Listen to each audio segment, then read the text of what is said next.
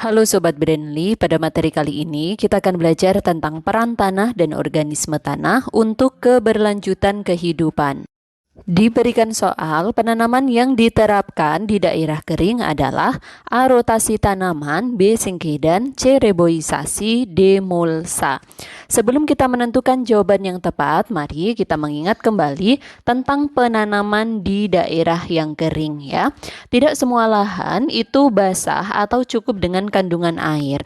Untuk pertanian yang dilakukan pada lahan yang kering, merupakan jenis pertanian yang dilakukan di daerah yang sumber airnya sangat rendah atau sumber airnya sangat sedikit atau bisa juga dikatakan gersang ya, karena tidak ada saluran irigasi, sungai dan danau yang terdekat.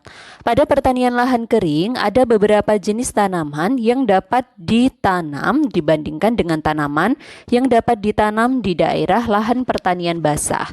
Karena biasanya pertanian di lahan yang kering memiliki keadaan tanah yang stabil dan juga kuat dibandingkan dengan lahan basah.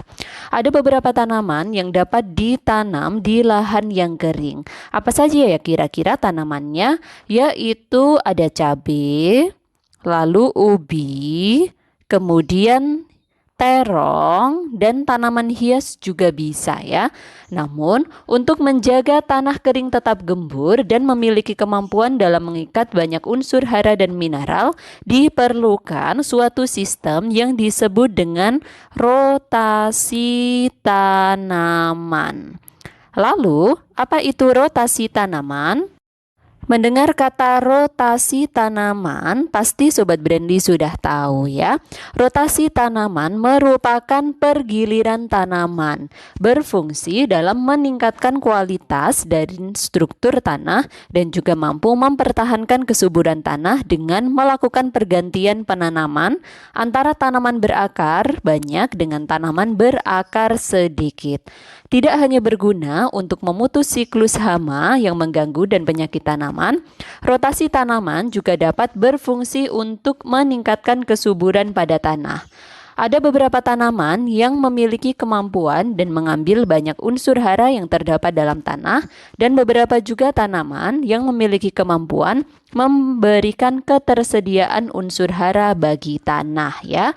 Sekarang mari kita tentukan jawabannya.